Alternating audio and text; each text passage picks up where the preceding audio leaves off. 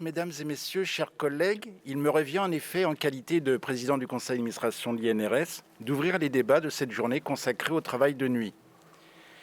Je vous remercie tout d'abord de nous avoir rejoints nombreux ce matin, à distance, compte tenu des conditions sanitaires actuelles, je ne vous apprends rien, pour assister à ce colloque de l'INRS qui vise à mettre en perspective les avancées de la recherche, et elles sont nombreuses, en chronobiologie notamment, comme vous le constaterez, afin de faire progresser la connaissance et la prévention.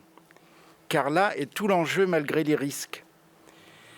Les évolutions sociétales ont conduit au développement du travail de nuit. Depuis plusieurs années, le nombre de salariés concernés est conséquent, environ 3,5 millions de personnes, soit 15% des travailleurs, et cette proportion continue à progresser en gagnant de nouveaux secteurs tels la logistique, la maintenance, mais également d'autres secteurs. On a parlé de l'hôpital à l'instant, donc c'est vrai que c'est très important. Or, l'homme est un animal diurne, comme il a été dit.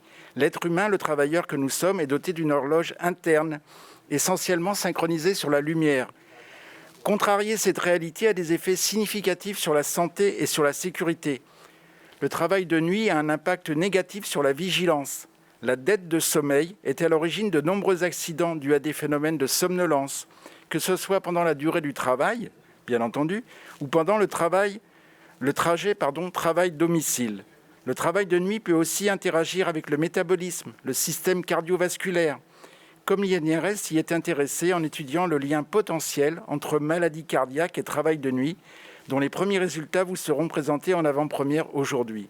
Ensuite, je me permettrai de formuler que l'homme surestime parfois ses capacités, comme penser pouvoir maîtriser ou réduire son temps de récupération, ce qui l'expose à des risques. Encore davantage lorsque se cumulent un risque et un autre risque. Je pense ici à des postes de nuit occupés sur une amplitude horaire de 12 heures, à contrario de toutes les préconisations en la matière. Je ferai le parallèle avec la sécurité routière qui exhorte tout conducteur parcourant un long trajet à faire une pause toutes les 2 heures. Pourquoi l'opérateur œuvrant de nuit sur une machine ne pourrait-il pas prétendre à de tels aménagements ? Enfin, le travail de nuit n'est pas un travail de jour réalisé au cours de la nuit.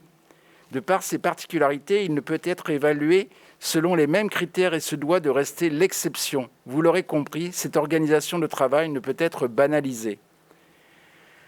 À la suite de 2 événements organisés par l'INRS, une journée technique sur les horaires atypiques en 2016 et en octobre dernier un webinaire sur les moyens de prévenir les risques liés au travail de nuit, il était important, au cours de ce colloque, de proposer aux acteurs de la santé et sécurité au travail que vous êtes une synthèse des dernières avancées expérimentales. Et à la lumière de ces travaux, de réfléchir à de nouveaux leviers de prévention. Au-delà, il s'agit de rester mobilisé sur les questions d'organisation dans un monde du travail diversifié, contrasté et en perpétuelle évolution. L'INRS est depuis son origine administré par un conseil paritaire que j'ai eu l'honneur et le plaisir de présider durant ces 2 dernières années et pour quelques jours encore. Cette gouvernance paritaire nous permet de dialoguer largement, de maintenir une politique partenariale importante, de conjuguer les synergies autour des liens entre performance des entreprises et principes de prévention pour considérer le monde du travail dans sa globalité. Pour les mois à venir, je souhaiterais que les valeurs de ce dialogue social puissent enrichir les travaux préparatoires du nouveau et 4e plan de santé au travail et que soient par exemple proposés aux partenaires sociaux les avancées sur ce sujet du travail de nuit.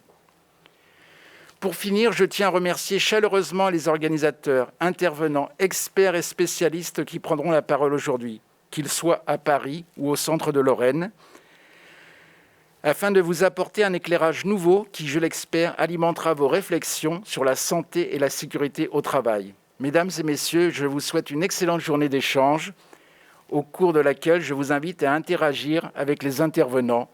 Merci de votre attention et de votre fidélité. Merci beaucoup, M. Buronfos. On m'a dit qu'il y avait 2000 personnes, 2000 spectateurs qui s'étaient inscrits. C'est un chiffre magnifique.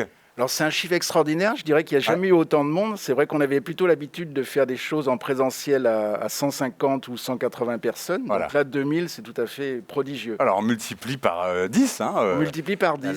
L'ampleur, l'amplitude et l'impact, je dirais, d'un événement comme celui-là. Alors je pense que c'est intéressant pour les personnes qui sont en province de pouvoir suivre facilement sans avoir à se déplacer, à prendre une journée de transport et tout. Donc c'est très agréable. Le regret que l'on peut avoir, et c'est l'intérêt de faire les choses ici, c'est qu'effectivement, les experts sont présents, donc peuvent échanger entre eux, puisqu'effectivement, cette dimension sociale manque un petit peu. Ah, exactement, elle manque même pas mal. Bon, merci infiniment, monsieur Buronfos.